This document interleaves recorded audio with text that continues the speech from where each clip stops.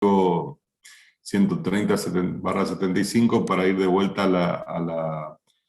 al texto ordenado de la ley 14250, porque necesito avanzar sobre la parte de los tipos de convenio colectivo que hay. Porque el programa nos pide ver, dice, bueno, el concepto que es la parte teórica, sujetos, requisitos, tipos. Bueno, los tipos de convenio colectivo tienen que ver con esto, con lo que está en el capítulo 3, en el artículo 16, que son, está definido por el ámbito de la negociación colectiva. Entonces el artículo ya nos dice, van a tener que estudiarlo así tipo de memoria, que los ámbitos personales y territoriales, conforme a lo que las partes hayan acordado dentro de cada capacidad. ¿Por qué dice dentro de cada capacidad representativa? Porque si yo soy una unión de primer grado, cuyo ámbito, territorio de actuación es la provincia del Chaco, no puedo negociar un convenio colectivo que se va a aplicar en Corrientes. Entonces, la capacidad de representación que yo tengo está dada por la personería gremial que tengo. Entonces, acá rige este dicho del que puede lo más, puede lo menos. Es decir, la Confederación General de Empleado de Comercio, que representa el todo de la actividad comercial, puede negociar para todo el país, como el convenio 130, o puede negociar para una provincia, porque ellos tienen una capacidad de representación igual al 100%, al todo. Pero vamos a otra actividad, por ejemplo, qué sé yo, cualquiera, no importa, pero si yo constituí una unión de primer grado, ustedes saben que la definición de sindicato dice que es este carácter de permanencia, una unión de trabajadores con carácter permanente para actuar en una actividad y territorio determinado. Entonces, cada uno tiene una capacidad, ya sea desde el punto de vista personal como ya sea desde el punto de vista territorial. Bueno, entonces en función de eso podemos tener un convenio nacional, regional o de otro ámbito territorial más pequeño, un convenio intersectorial o marco, un convenio de actividad, un convenio de profesión, oficio, categoría o un convenio de empresa o grupo de empresas. Entonces, el tipo de sindicato, el tipo de asociación sindical que está participando del convenio colectivo nos va a terminar definiendo qué tipo de convenio colectivo va a ser. Porque un sindicato de empresa solo puede negociar un convenio de empresa, porque no va a poder representar a trabajadores que no están en esa empresa, porque ya su personería gremial es la de una asociación sindical de esa empresa, y nada más que de esa empresa. Una asociación sindical con personería gremial que sea del tipo que llamamos de oficio u horizontal, no va a poder negociar nunca toda la actividad, solo va a poder negociar el oficio. Y el grado más grande de representación la tienen las asociaciones sindicales de actividad. ¿Por qué? Porque como representan a toda la actividad, entonces pueden negociar todo lo que está dentro de la actividad y a su vez siempre dentro del territorio de su personería. Si es un sindicato o unión nacional, podrá ser nacional; si es provincial, será provincial; si es regional, será regional. Entonces, nosotros tenemos, yendo al texto de la ley, que los tipos de convenio pueden ser nacional, regional, todo se refiere al territorio. Intersectorial o marco. ¿Qué quiere decir intersectorial? Que van a participar distintos sectores. Ustedes saben, por ejemplo, que la actividad mecánica y metalúrgica en relación a la automotriz está dividida en dos sindicatos privados y los dos tienen personería gremial. Está el ESMATA y está la UOM. Hay sindicatos automotrices que están afiliados a la UOM, es decir, hay hablo con más propiedad. Hay trabajadores de empresas automotrices que son de la UOM y hay trabajadores de empresas automotrices que son del ESMATA. Busquen en internet qué es el ESMATA, qué es la UOM, un poco la historia, porque es muy interesante. En los años 70 incluso había sindicatos de empresas, estaban el CITRAC y el CITRAM, que en Córdoba, porque mayormente la actividad automotriz se hacía en la provincia de Córdoba.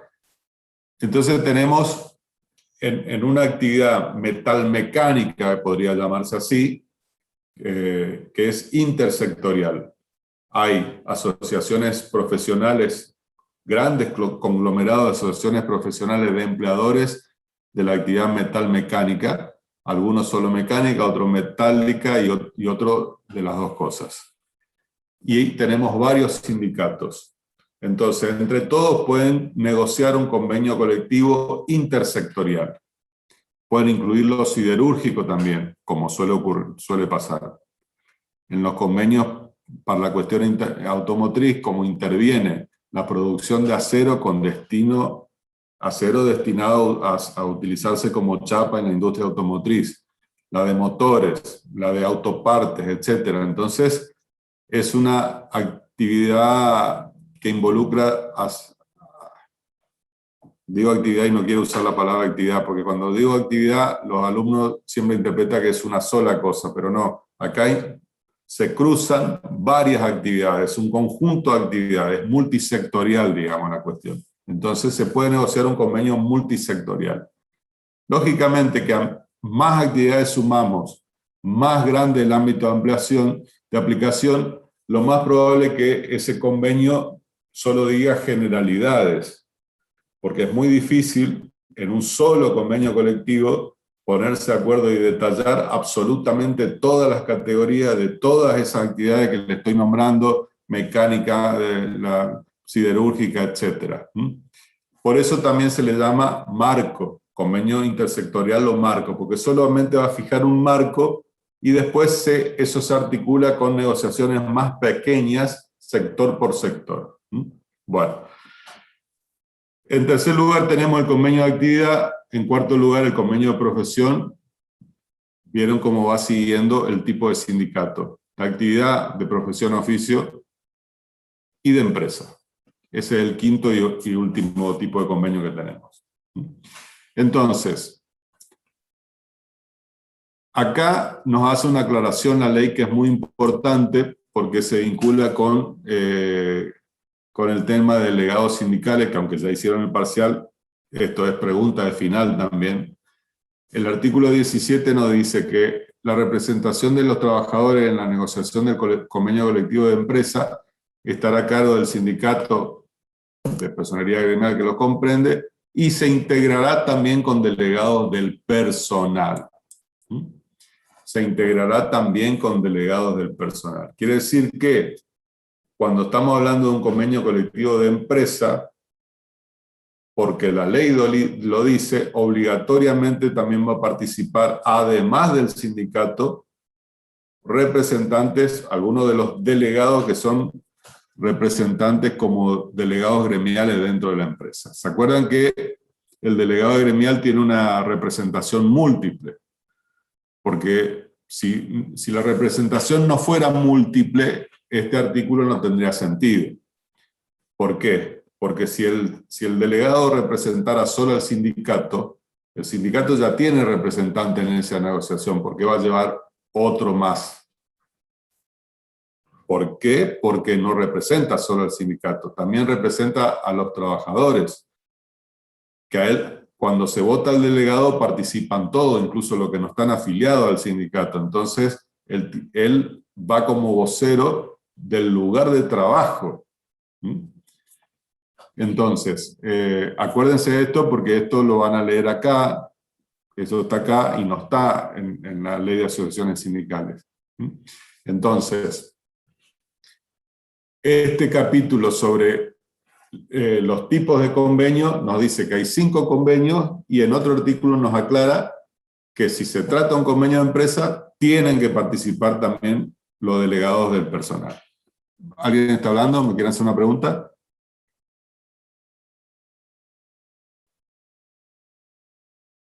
Bueno, después habla de la articulación de convenio, que eso es lo que ya les mencioné. Es decir, cuando uno hace un convenio marco, puede definir a grandes rasgos una cuestión y dejar que los sindicatos de la región o el sindicato provincial terminen de acordar las cosas más específicas.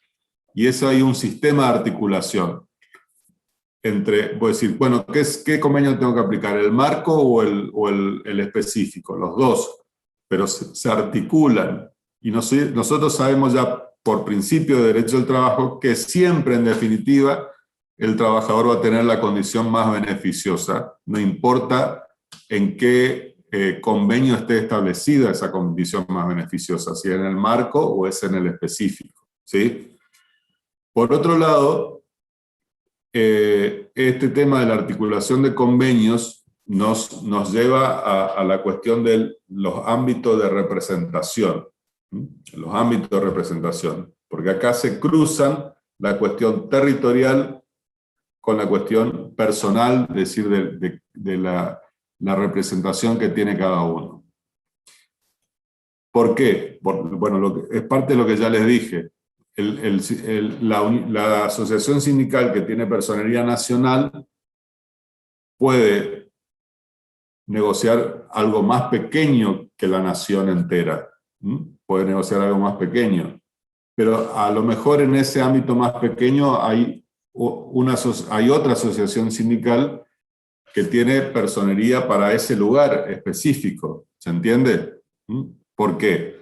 Bueno, la Confederación General de Trabajadores de Comercio es una asociación de tercer grado con personería gremial nacional. Pero en el Chaco está el Centro de Empleados de Comercio, que está afiliado a esa confederación. Pero a la hora de negociar una cuestión específica dentro de todo el marco, puede negociar a lo mejor la unión sindical local. ¿Se entiende? Esto es la aplicación de uno de los principios del derecho colectivo de trabajo, el que menos se menciona, que es el de subsidiariedad, que es que la organización menor puede realizar con validez algo que también puede hacer la organización mayor, pero si hay una organización menor que lo puede hacer, hay que dejar que lo haga la organización de menor entidad. ¿Sí? ¿Se entiende? Sí, profe. Bien. Entonces, en el ámbito de aplicación de los convenios colectivos hay tres aspectos. Hemos hablado del aspecto territorial, hemos hablado del aspecto personal, es decir, a qué persona va dirigido este convenio, y sale de los primeros artículos que ya leímos, que decía, por ejemplo, que eran los trabajadores de juguetería, mueblería, bueno, todo eso es el ámbito personal. Y lo tercero es el ámbito temporal, que es en qué periodo de tiempo tiene vigencia el convenio colectivo de trabajo. Tiene vigencia en el periodo de tiempo que establece ya al principio, porque es uno de los requisitos. Retrocedemos, ley 14250, uno de los requisitos es que nos diga el plazo de vigencia. Pero ¿qué ocurre con los convenios colectivos de trabajo? Por aplicación del principio de la norma más favorable y el principio de la condición más beneficiosa, los convenios colectivos de trabajo tienen lo que se llama ultraactividad. Ultraactividad, es decir, tienen una mayor actividad que la que los mismos convenios establecen. Es decir, no pierden vigencia hasta que no sean reemplazados por otro convenio colectivo de trabajo. Por eso, los convenios del año 75, que son muchos, no solo el de comercio, siguen vigentes. Siguen vigentes. ¿Por qué? Por lo que se llama ultraactividad del convenio colectivo de trabajo. La única forma de que pierda vigencia es que se sienten a discutir un nuevo convenio colectivo de trabajo que lo reemplace a este por completo. En general no se hace así, sino que se van haciendo parches, se modifican algunos artículos y nada más, o solo se modifican las escalas salariales. Ese tema de la ultraactividad es pregunta de examen también. ¿Por qué siguen vigentes los convenios colectivos de trabajo y cuál es el concepto de ultraactividad. Yo acá lo menciono nada más porque, bueno, obviamente en la teoría también lo van a estudiar, o no sé si ya lo estudiaron ayer. ¿Por dónde van en la teoría?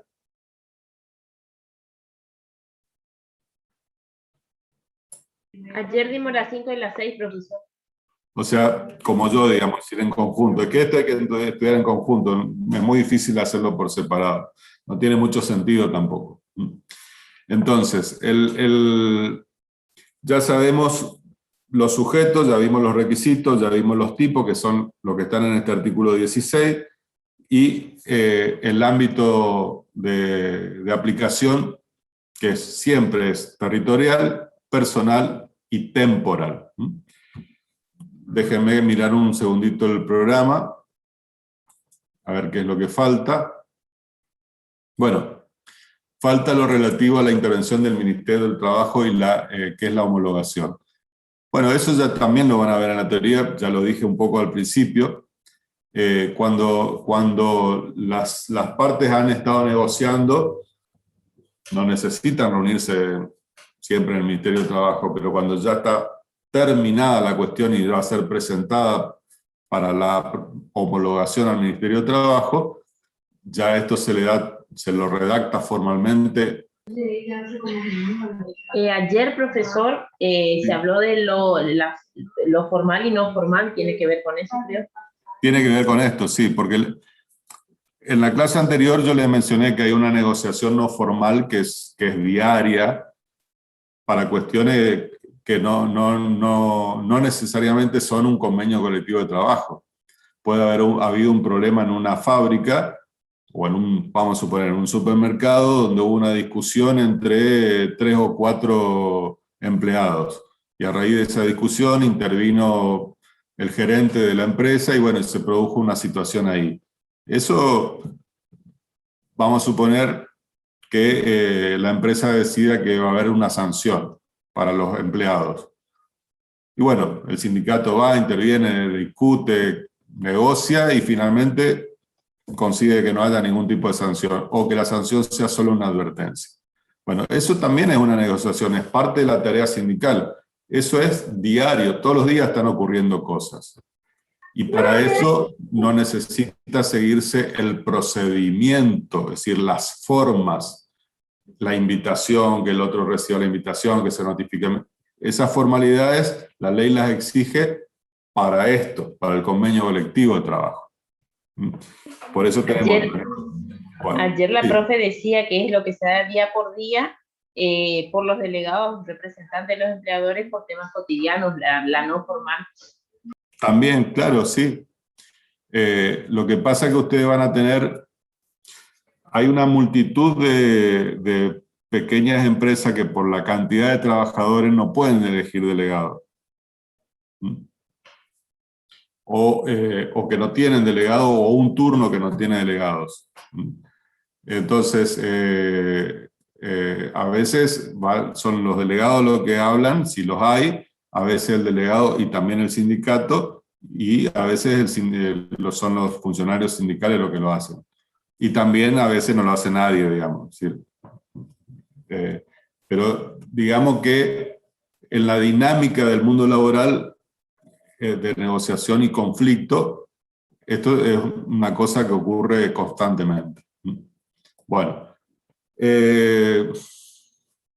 estaba diciendo que se presenta a la homologación del Ministerio de Trabajo.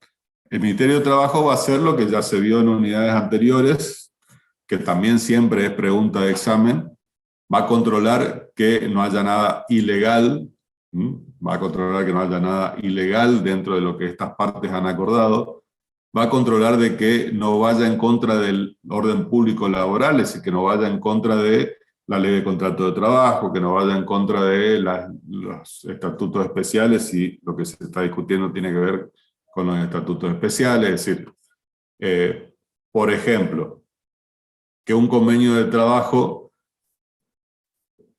acá de comercio establezca que los días de vacaciones son de 10 días, por ejemplo, inferiores a lo que establece la ley de contrato de trabajo. Eso tiene que controlar el Ministerio de Trabajo, porque no lo puede permitir. Pero bueno, una vez que lo ha controlado, si no hay ninguna actividad delictiva, es decir, ilegal, si no hay una norma del convenio que vaya en contra de las leyes laborales, lo aprueba. ¿Cómo se llama esa aprobación? Se llama homologación. No se llama aprobación, se llama homologación. La homologación del convenio colectivo de trabajo le da el efecto de Sergaun de la que ya hablamos.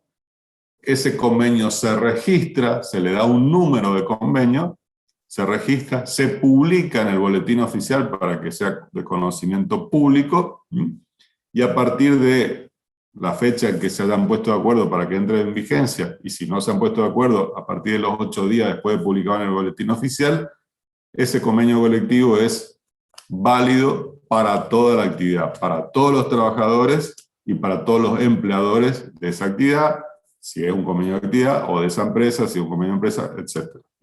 Bueno, entonces, el otro punto del programa, aparte de las comisiones paritarias. Bueno, las comisiones paritarias son, dentro de un convenio colectivo de trabajo, se establece cómo se van a resolver las discusiones que haya respecto de qué significado tiene el propio convenio colectivo de trabajo. Por ejemplo, yo, sector empleador, puedo decir, bueno, voy a cumplir con el convenio colectivo de trabajo y para eso voy a hacer tal cosa. Y en ese momento la asociación sindical me dice, no, usted no puede hacer eso, porque eso va en contra del convenio. No, si acá el artículo 20 dice que yo puedo hacer esto. Y el otro dice, no, el artículo 20 no dice lo que usted le está haciendo decir. El artículo quiere decir otra cosa. Pero si nos pusimos de acuerdo en esto, no, pero bueno, discusión va, discusión viene. ¿Cómo se interpreta ese artículo 20? Bueno, los convenios suelen prever que si hay una diferencia de interpretación de cómo se aplica el convenio colectivo de trabajo, para no ir a un conflicto colectivo, se resuelve en una mesa de negociación también. Esa mesa de negociación es la comisión paritaria. Otra vez, una misma cantidad de representantes del sector empresario, que una misma cantidad del sector trabajador, se reúnen para discutir cuál es la interpretación correcta de alguna cuestión que no esté clara por la forma de estar redactado el convenio colectivo. ¿Se entiende? Eso nos lleva a una tercera cuestión que es importante porque vimos que hay muchos que le ha costado este tema en el parcial. A veces los convenios colectivos pueden prever que todas las diferencias que haya se discutan en una mesa que se llama comisión paritaria, y si no da resultado eso, se puede recurrir al arbitraje, el famoso arbitraje del que nos habla la Constitución Nacional del 14 bis, que dice que tienen derecho los gremios a negociar convenio colectivo de trabajo y recurrir a la conciliación y al arbitraje.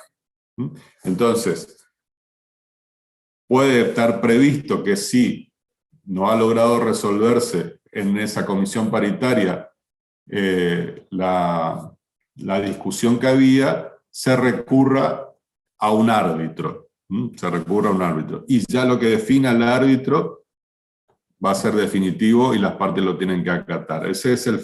En eso consiste el laudo arbitral. Laudar un conflicto significa resolverlo, es decir, es un lenguaje técnico jurídico ya poco usado, pero bueno, es así. ¿Alguna pregunta de este tema?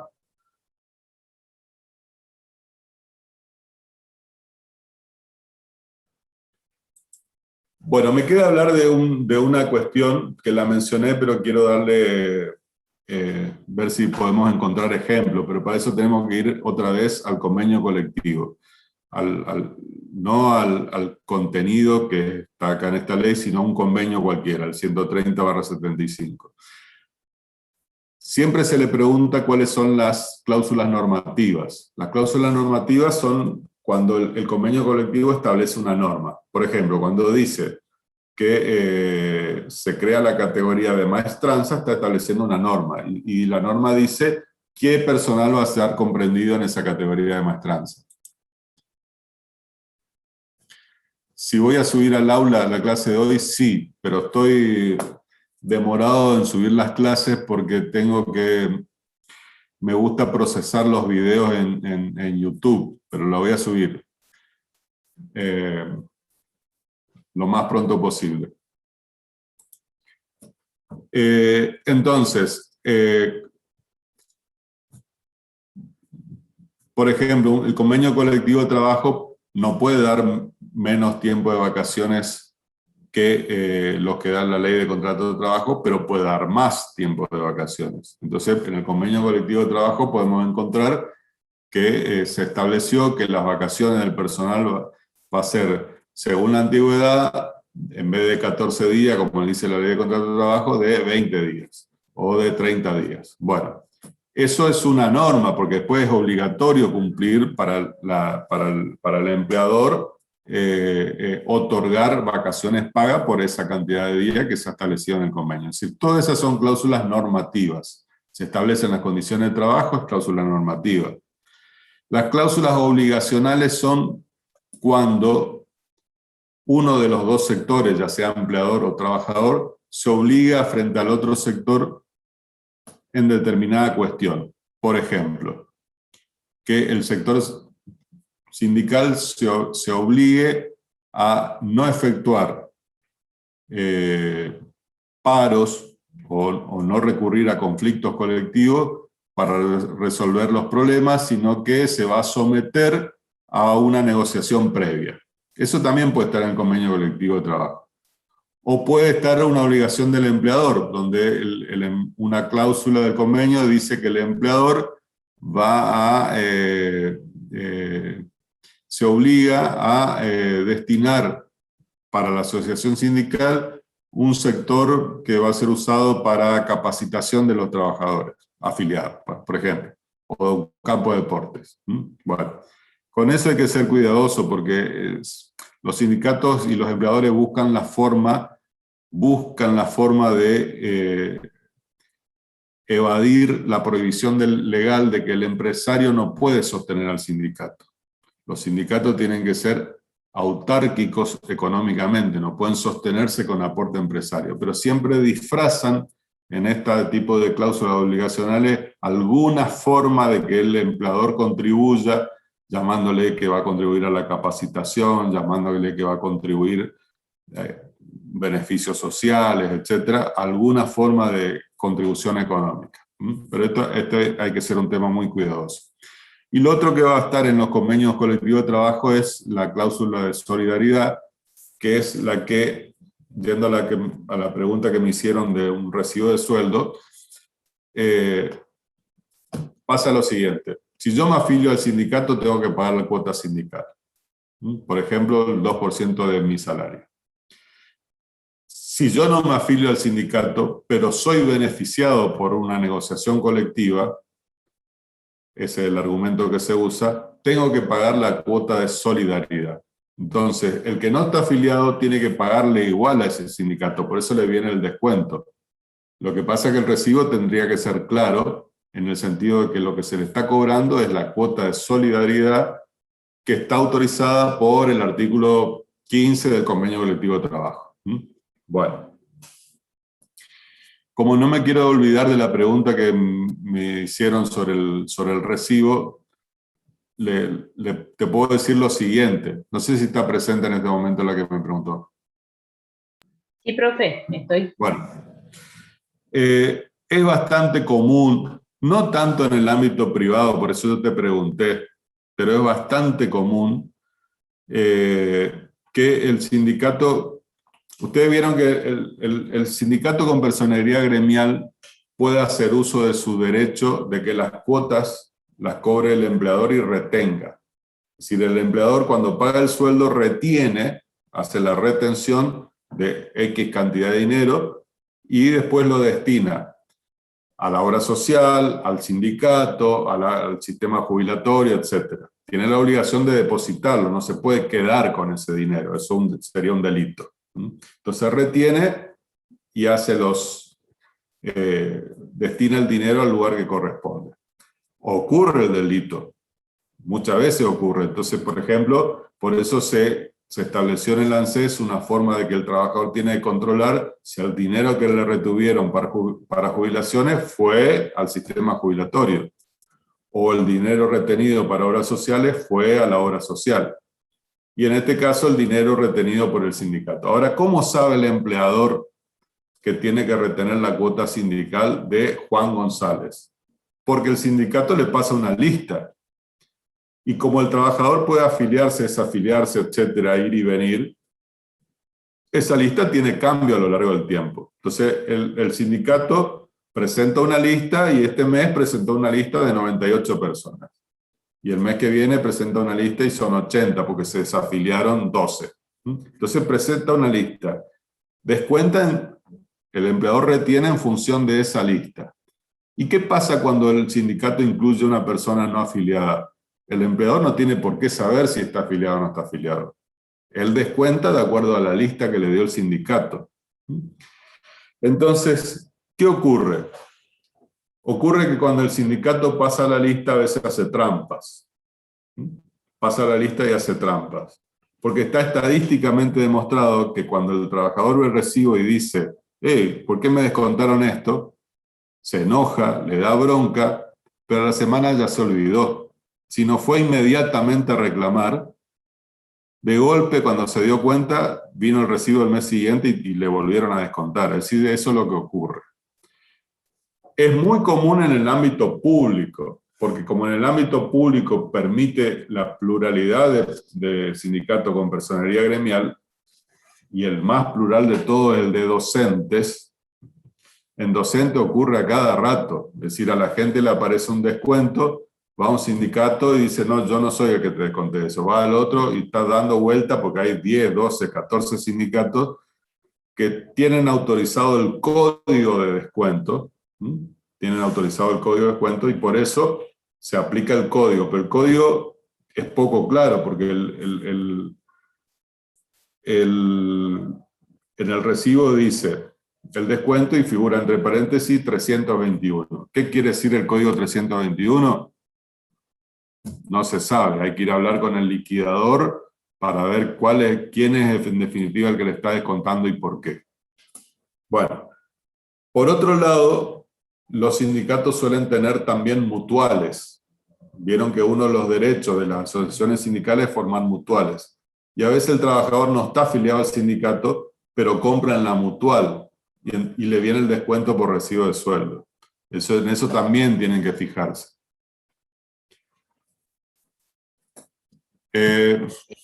Acá, profesor, por ejemplo, los conceptos que yo vinculo a los descuentos de sindicatos son sindicato, FAESIS, obra social no remunerada, aporte solidario a SUTAC y sindicato no remunerado.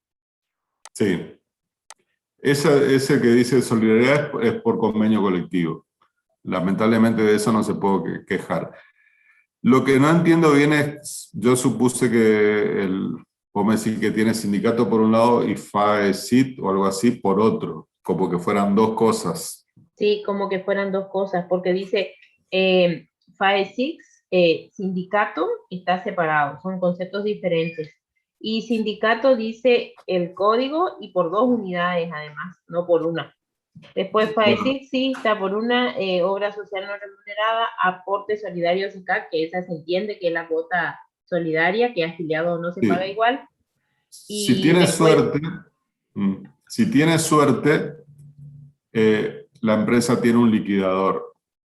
Si no tienes suerte, si es una empresa que contrata un contador público, un estudio contable para que le haga las liquidaciones,